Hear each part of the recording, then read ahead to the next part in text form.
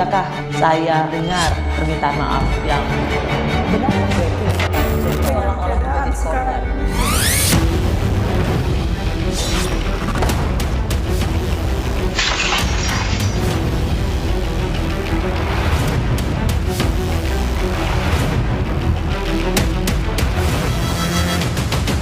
Ancamannya jika kamu masih bersuara di media sosial, nasib kamu akan seperti ayam ini. Kalau bisa dibilang nih, ya, ancaman pembunuh, teror lagi. Oke. Ya harusnya kan begitu kan. Mungkin awalnya kalau masih berupa ancaman buat saya gitu, saya masih oke lah. Saya bilang ya udahlah, nggak apa-apa gitu ancaman buat saya. Tapi begitu ada molotov membahayakan orang banyak, ini harus dilaporkan menurut saya.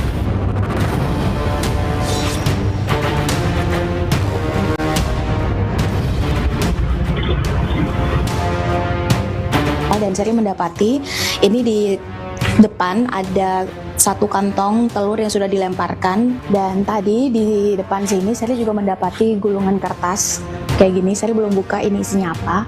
Ternyata mobilnya juga dicoret atau dipilok.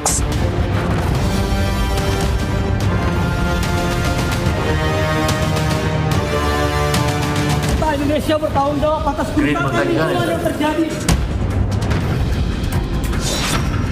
Serangan teror kepada rekan kami Iqbal Damanik dari Greenpeace Indonesia merupakan ancaman yang serius kepada kebebasan sipil, kebebasan berekspresi, dan demokrasi kita.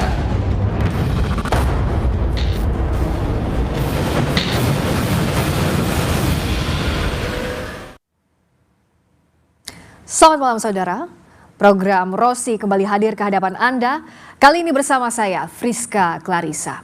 Serangkaian teror menimpa sejumlah kreator konten dan aktivis pada akhir 2025.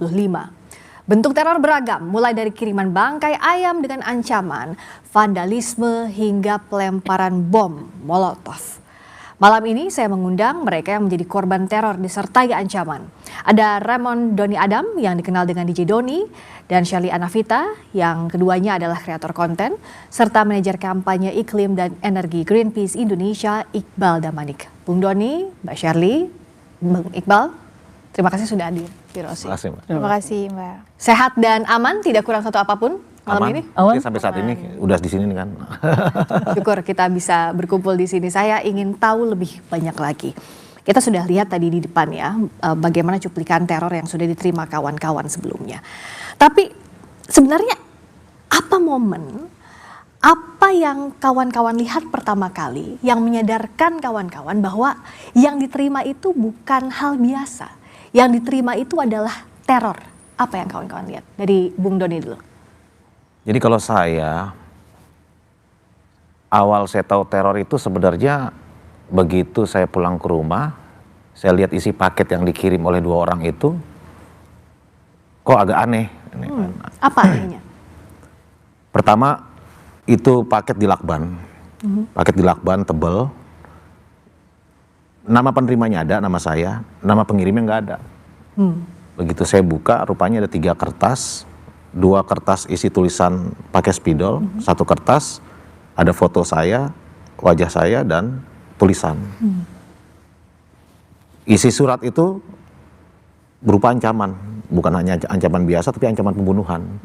Jika masih bersuara di media sosial, kamu akan seperti nasib ayam ini, seperti ayam ini gitu kan. Begitu saya buka itu bangkai ayam, kepalanya sudah terpotong. Ini saya menurut saya sudah teror nih sebenarnya. Yang terima paket itu pertama kali siapa? Istri saya. Waktu itu istrinya. Istri, karena istri waktu itu dikirimnya 8, kalau menurut CCTV tetangga depan itu pukul 20.44, istri pulang pukul 21. Istri pulang sampai rumah, bukan dibuka, dilihat, ini ada paket mencurigakan, ditelepon saya. Kamu pesan pakai apa, ini enggak, saya bilang nggak ada paket gitu kan. Coba pulang dulu deh, ini ada yang nggak beres deh. Karena waktu itu memang sudah mulai rame tuh di media sosial tuh. Ada yang di doxing, ada yang juga yang udah mulai dikirim paket yang aneh-aneh, itu udah mulai tahu juga di media sosial. Saya juga nggak nyangka kok ada paket juga ke rumah saya. Akhirnya begitu saya pulang, saya bongkar rupanya isinya teror seperti itu. Sebelumnya sempat dapat doxing juga atau enggak kalau Bung Doni? Saya belum ada. Tidak, jadi itu memang momen pertama kali ya bahwa oh ini ada teror. Lalu bukan sekali bahkan Ada 2 kali menerima. 2 hari kemudian pukul 03.12 itu, nah kebetulan pada setelah kejadian pengiriman paket itu, sehari setelahnya saya pasang CCTV. Antisipasi berarti itu ya? Saya pasang CCTV, begitu, saya kan mikir, udahlah cuma teror begini aja, nggak usah takut, kita tidur aja. Saya tidur dengan istri segala macam. Yang pertama itu dapat CCTV-nya di tetangga. Dan saya bilang udah nggak usah takut, nggak apa-apa, cuma ke kita aja, udah biarin aja, mudah-mudahan nggak ada lagi. Ya udah saya tidur pasang CCTV. Besoknya pas malam tanggal 30/31 subuh itu pukul 03.12 itu rupanya ada yang jalan 2 orang di depan rumah saya itu jalan, yang satu pakai jaket hujan warna hijau, satu lagi pakai jaket hitam. Itu melempar molotov, dan baru tahunya pas pagi pukul 6.45 istri saya bangun ke bawah, kok bau minyak tanah. Bau minyak tanah, dilihat, ini kok ada pecahan kaca, dibangunin saya turun, saya videoin, ini apa, wah rupanya ada molotov. Saya buka itu CCTV, bener rupanya ada yang datang lempar molotov. Jadi saat dilempar itu tidak tahu ya, taunya pada saat pagi hari. 4.5. Bersyukurnya bahwa itu tidak melukai siapapun di rumah. Bersyukurnya tidak melukai siapapun, dan bersyukurnya bom molotov itu keburu mati apinya sebelum jatuh. Tidak ada kebakaran akibat itu. Nah, pada saat itu artinya sudah dapat teror kedua, ini tidak bisa dianggap main-main dong. Apa yang ada di pikiran Bung Doni, ada yang ada di pikiran keluarga saat itu? Yang di pikiran saya langsung saya berpikir, wah ini bahaya ini. Bukan hanya saya yang dirugikan kalau sampai terbakar, tapi tetangga. Rumah saya itu padat penduduk, Mbak. Cuma satu mobil padat penduduk. Kalau itu meledak, Mbak, meledak benar-benar kena tembok, terus kena mobil, itu kebakar, Mbak. Itu mungkin keluarga saya dengan saya mungkin udah nggak ada, karena pintu rumah saya itu pintunya cuma satu, lihat bawah situ, yang lain nggak ada. Dan saya pikir kalau ini rumah saya kebakar, otomatis tetangga kebakar semua. Itu itu kan Perumnas, Mbak. Perumnas bisa kebakar semua. Saya pikir udah nggak bener nih, saya harus lapor polisi. Jam 11 pagi menjelang siang, saya langsung lapor ke Polda Metro Jaya. Didampingi siapa saja? Gak ada, saya sendiri aja. Sendiri saat itu? Ya ada teman lah, didampingi teman. Saya datang ke Polda, diterima dengan baik, buat laporan. Pukul 13 selesai laporannya, saya pulang ke rumah. Pukul 14 teman-teman dari Polda datang ke rumah. Rame untuk lihat barang bukti, olah TKP dan lain-lain. Barang bukti dibawa pulang. Pukul 17 mereka pulang. Pukul 19 mereka datang lagi dari Polda. Tim kedua datang lagi, menyisir seluruh CCTV yang ada di perumahan saya. Di momen yang sama juga Mbak Syarli mendapatkan teror 30 Desember ya, kalau Mbak Syarli. 30 Desember, betul. Apa yang Mbak Syarli lihat pertama kali pada saat itu? Yang pertama kali dilihat adalah, jadi mungkin kalau flashback ke 30 itu, memang di pagi itu Syarli ada janji dengan teman, jadi dengan tim untuk ada meeting. Nah, pagi itu tim sudah sampaikan bahwa Mbak Syarli nanti kalau keluar jangan kaget. Karena mungkin tim kan sudah datang duluan dan ngelihat kondisi mobil kayak gitu. Nah, pas waktu Syarli keluar, baru ngedapetin kok ada bau busuk. Tim masih belum sadar bahwa ini ada bau busuk dan ada pesan. Ada pesan yang dibungkus begitu, yang diikat. Ini ada bau busuk yang tidak biasa di bagian depan. Terus Syarli coba cari, ternyata ya benar telur busuk yang sudah pecah. Nah, asumsi Syarli itu dilempar awalnya sebelum ada CCTV, dilempar karena cipratan dari telur busuk itu ada di mana-mana, di dinding, di bagian bawah. Artinya itu bukan yang ditaruh atau sudah pecah dari awal, tapi itu dilempar. Sudah berantakan ketika Syarli coba jalan ngikutin ini awal mulanya dari mana sisirannya. Ketemulah satu gulungan kertas dan ketika dibuka ada 3 lembar. Salah satunya berisi identitas salah seorang keluarga. Jadi Syarli tinggal sama adik, itu identitas KTP-nya memang ditaruh di salah satu gulungan kertas. Kemudian Syarli keluar, benar saja ternyata mobil sudah dipiloks berwarna merah, kurang lebih ya gambar muka yang mulutnya dicoret, yang itu senada dengan isi pesan yang ada di salah satu gulungan kertas. Yang kurang lebih nadanya adalah jangan mengambil opportunity atau mengambil kesempatan di tengah bencana dan untuk diam gitu. Jadi dari situ Syarli melihat kok narasinya kurang lebih sama, senada gitu antara pesan gulungannya dengan yang dicoret di mobil.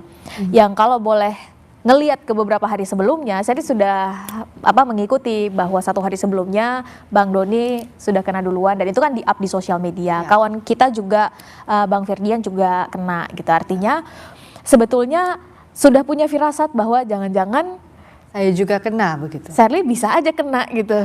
Setelah ini jangan-jangan Sherly juga bisa aja kena gitu. Tapi masih ada pikiran emang Sherly ini siapa? Emang apa yang Sherly sampaikan? Emang sejauh apa sih yang Sherly sampaikan ini kayak gitu. Jadi ketika paginya mendapati kayak gitu, Apa yang ada di pikiran hal Sherly? pertama Sherly diem. Emang di salah satu media televisi yang Sherly sampaikan adalah Sherly contemplate. Emang yang Sherly sampaikan, yang Sherly lakukan itu apa? Kok Sherly sampai dapat tindakan seperti ini gitu? Artinya tindakan teror ini kan jelas ada tujuan, apalagi kalau polanya, isi pesannya, waktunya itu kurang lebih dekat dan sama gitu, berdekatan. Dari situ Sherly melihat lagi kira-kira konten mana yang sebetulnya dianggap pertama mengambil kesempatan di tengah bencana, yang kedua kiranya ada konten atau pesan yang boleh jadi itu salah mungkin ya. Jadi Sherly kayak contemplate, coba evaluasi ke diri Sherly sendiri. Tapi ketika Sherly lihat ulang kayaknya nggak ada. Dari situ akhirnya ini keyakinan Sherly ya. Karena selanjutnya kemudian berita dari Bang Damanik ini juga naik. Maka ketika teror itu terjadi apalagi dalam waktu berdekatan, polanya hampir sama, maka wajar saja kalau asumsi publik akhirnya muncul jangan-jangan ada yang sedang ditutupi. Oke, sebelum kita ke sana, waktu itu kan tadi Mbak Sherly bilang melihat gulungan kertas ada identitas dari adik. Ya. Artinya bukan hanya menyasar Mbak Sherly, tapi ada keluarga di sana. Ya. Apa yang ada di pikiran Mbak Sherly? Apa juga respons keluarga adik Mbak Sherly melihat hal itu? Kalau Sherly mikirnya nggak ke Sherly, dan mikirnya ke keluarga Kak Adik karena memang tinggal sama adik dan keluarga di Aceh. Saat itu Sherly langsung menghubungi ke keluarga di Aceh, bertanya apakah di sana baik-baik saja. Ya ibu, ya kakak dan keluarga di sana. Dan yang kedua adalah Sherly minta saat itu karena adik Sherly memang udah mau berangkat kerja, boleh nggak hari ini nggak usah kerja dulu? Karena mungkin ada khawatir pasti ada ya. Apalagi itu identitasnya jelas. Itu memang Iya, betul, tapi identitasnya persis identitasnya memang persis.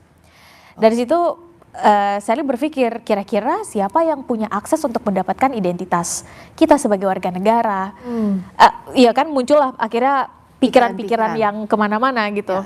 Tapi akhirnya adik mencoba untuk meyakinkan ya insya Allah nggak ada apa-apa, kalaupun ada apa-apa nanti segera dihubungi kayak gitu. Kalau Bang Iqbal 30 Desember juga sama. Desember, betul. Apa yang waktu itu Bang Iqbal terima?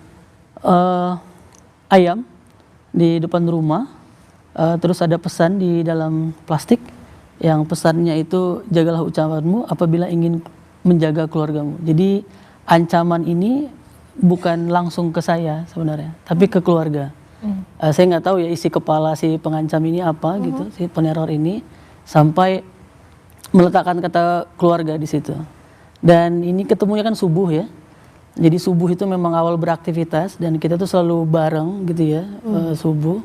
Jadi dan biasanya yang buka pintu, jadi saya punya anak kecil umur 8 tahun itu buka pintu dan dia punya kucing gitu ya. Jadi kucing ini ngendus si ayam itu dia teriak gitu.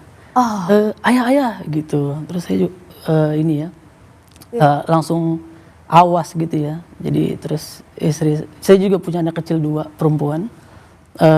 Satu masih 3 bulan. Jadi habis kita kumpul tuh, jadi saya langsung bilang istri sama anak ke dalam dulu gitu. Saya lihat, tapi feeling kali ya, ya ini kayaknya karena udah ada rangkaian kan sebelumnya, yang mulai dari, jadi saya tuh sebelumnya itu beberapa minggu sebelumnya itu boom komen di semua postingan, sampai 1.400-an komen tuh, banyak banget DM. Terus ada satu DM yang sebenarnya saya nggak suka baca juga DM ini. Cuma karena ada berbarengan, ada jadi barengan menarik perhatian begitu ya. Boom, dan dia sequence gitu. Jadi bisa kita lihat polanya. Hari pertama jam berapa gitu. Kelihatan gitu. 200 komen, 300 komen, mesin lah begitu ya. Ada satu ancaman yang langsung memang jaga keluargamu gitu ya. Jaga ucapanmu kalau mau keluargamu terjaga karena kami sudah tahu alamat dan lain sebagainya gitu. Jadi di situ saya langsung aktif gitu ya, self defense gitu untuk lihat Jadi begitu dia ditemukan sama anak saya umur 8 tahun, terus istri saya juga lihat masuk ke dalam, saya keluar udah dengan video gitu, udah ready. Pasti tadi mekanisme self defense otomatis karena meskipun sudah terbiasa jadi aktivis Bang Iqbal, tapi saat yang dimention pertama kali ada keluarga, itu tidak mungkin tidak khawatir, tidak mungkin tidak berkecamuk pikiran Bang Iqbal. Apa yang dilakukan? Sesaat lagi kami kembali di Rosi. Saya permintaan maaf yang Jadi mendapati